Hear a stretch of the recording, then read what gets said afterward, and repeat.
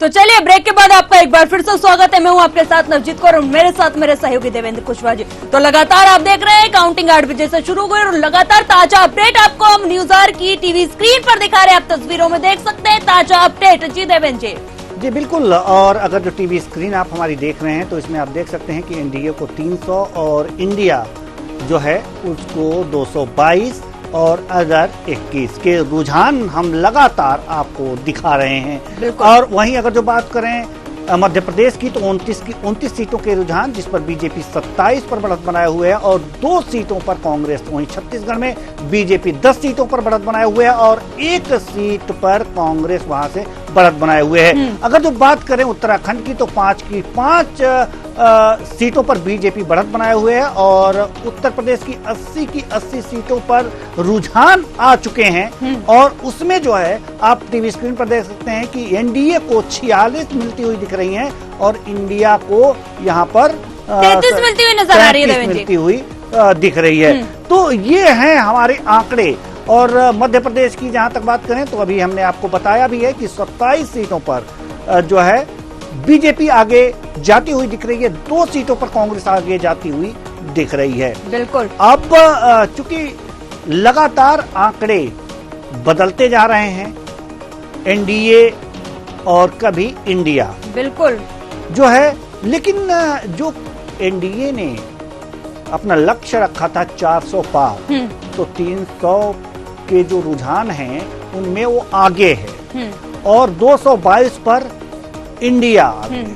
तो ये देखना होगा कि आखिर दावे किसके सही होते हैं। 400 पार होता है और बहुमत का आंकड़ा नौजीद अगर जो देखें तो बहुमत का आंकड़ा तो 272 है। 272 अगर जो भी पा गया वो अपनी सरकार बनाएगा। लेकिन इंडिया की जो अभी रुझान जो दिख रहे हैं वो सरकार बनाने लायक नहीं है। लेकिन वहीं पर अगर जो देखा जाए एनडीए की तो वहां पर सरकार बनती हुई दिख रही है। सरकार बनती मतलब रुझान ऐसे आ रहे हैं। अब 315 हो गया। इंडिया लगातार अपडेट होते जा रहे हैं और घट रही है। इंडिया घट रही है और एनडीए बढ़ रहा है।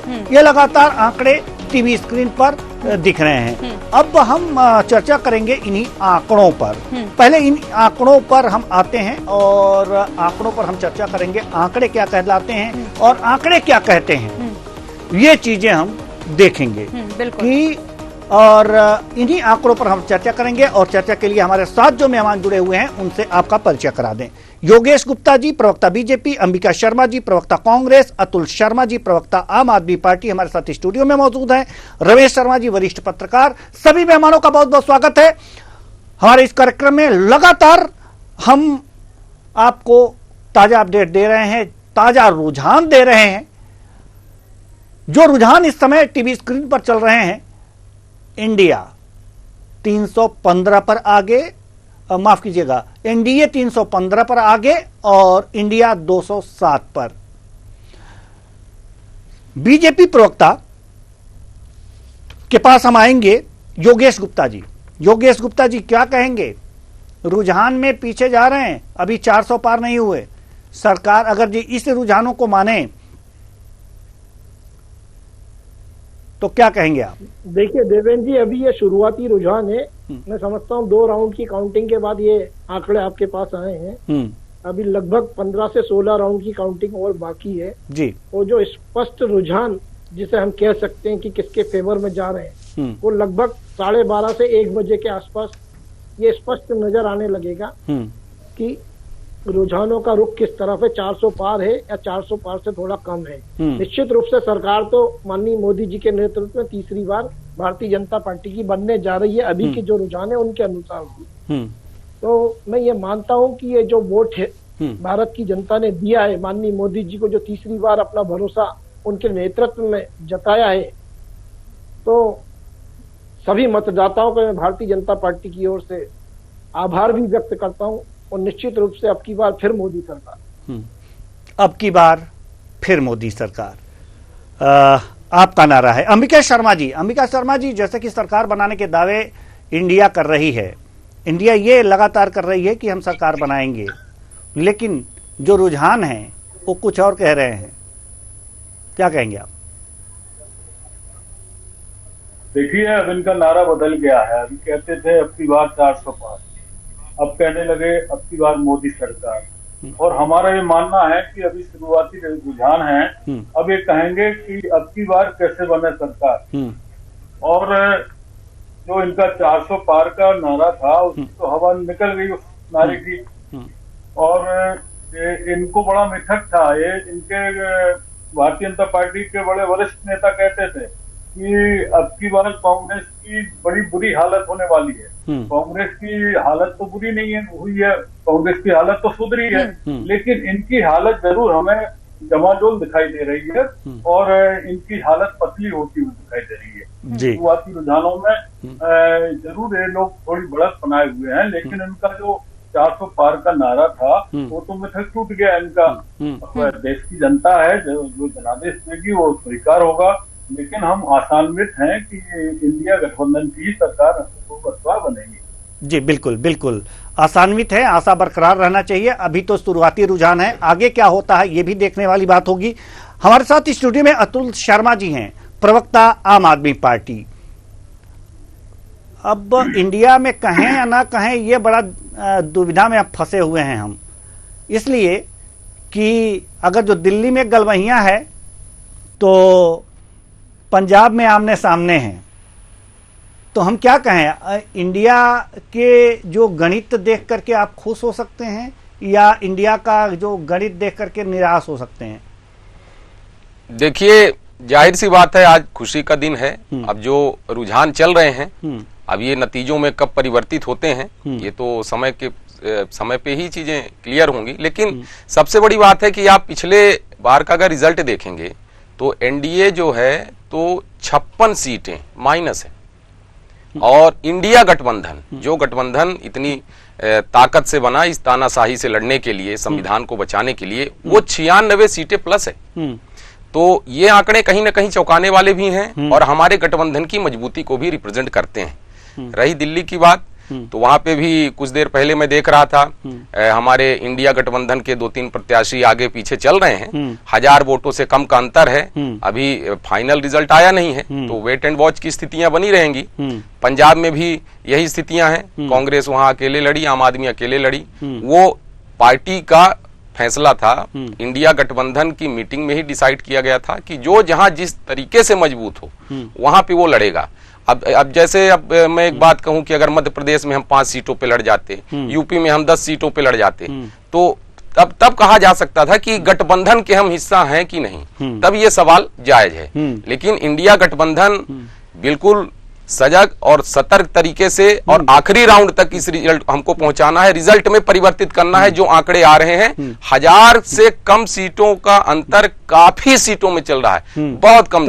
तो हमें वेट एंड वॉच रखना है। कल भी हमारे गठबंधन वो तो हम रख रहे हैं, लेकिन दिक्कत यहां पर यह है कि 2 राज्यों में आपकी सरकार है और लोकसभा चुनाव में फिसड्डी साबित होते हैं। नहीं, इस बार हमारे सांसद आ रहे हैं। अभी 2-3 घंटे में, अभी जैसे आप ही के चैनल के माध्यम से जानकारी मिली कि 2 या 3 राउंड के अभी काउंटिंग हुई है, तो आगे हम इंतजार करते हैं और इस बार हम आपको लोकसभा में अपने पार्टी का सांसद भी देंगे। जी, मतलब उम्मीद है, उम्मीद रखनी भी चाहिए, उम्मीद होनी भी चाहिए।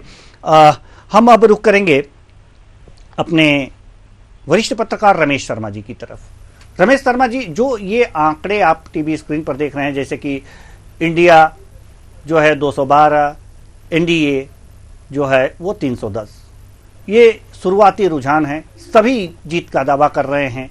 क्या लगता है कि जो 400 पार का नारा था या फिर इंडिया का जो दावा था उस पर उसी तारतम्य रुझान जा रहे हैं?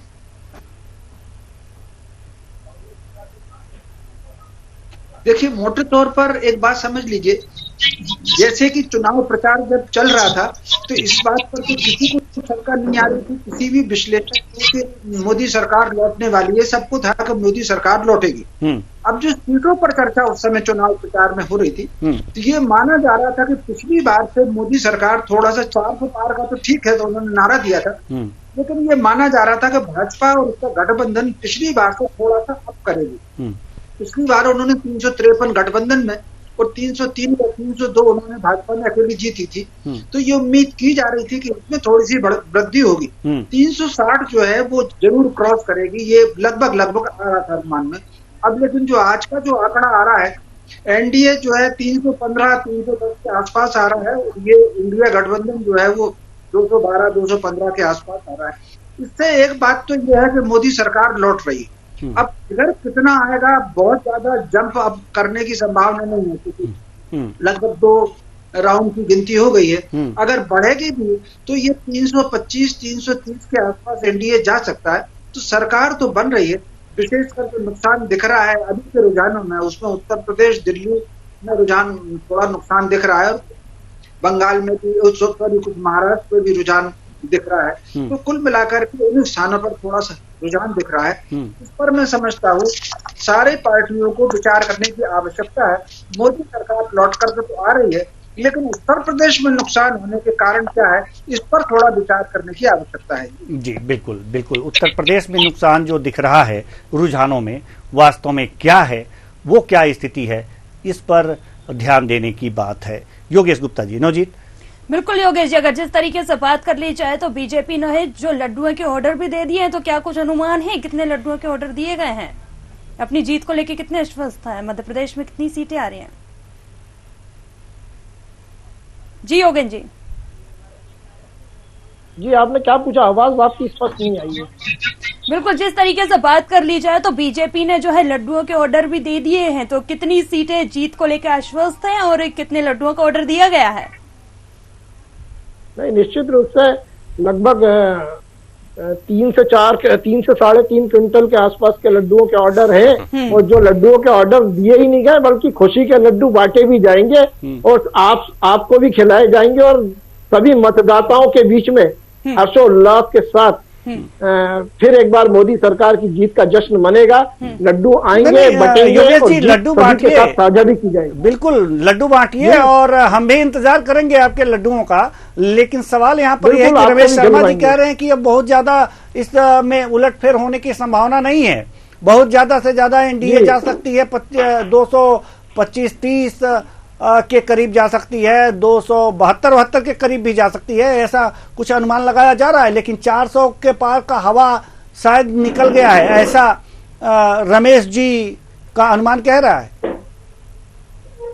नहीं, देखिए देवेंद्र जी, जैसा कि आदरणीय रमेश जी ने बोला, पिछले 2019 के लोकसभा चुनाव में 303 भारतीय जनता पार्टी का आंकड़ा था। तो हर अभ्यर्थी, हर परीक्षार्थी पिछले के अपेक्षा के अनुरूप आगे बढ़ने की कोशिश करता है, और ये 400 पार का जो नारा था, ये एक्चुअली भारत की जनता ने दिया था, जिसको भारतीय जनता पार्टी के नेताओं ने आगे बढ़ाया। और निश्चित रूप से हमें भारत के मतदाताओं के ऊपर पूरा भरोसा है। हम लगभग 350 प्लस के आसपास पुनः सरकार बनाएंगे, ऐसा मैं मानता हूं। अभी मुश्किल से 2 या 3 राउंड की काउंटिंग हुई है, करीब 13-14 राउंड की काउंटिंग और बाकी है। आप 12-1 बजे तक वस्तुस्थिति नहीं, तो आप ऐसा क्यों मानते हैं कि जो शेष काउंटिंग है, जो आप ऐसा क्यों मानते हैं कि जो शेष काउंटिंग है, जो राउंड की काउंटिंग अभी बाकी है, वो आपके ही पक्ष में जाएगा? नहीं, देखिए ना, आप ही की स्क्रीन पे आंकड़ों में फेरबदल निरंतर जारी है ना। यूपी का ही अगर मैं बात करूं, यूपी की आप पहले 47 सीटें इंडी गठबंधन को दे रहे थे, अब वो एनडीए 46 पे पहुंच गया है।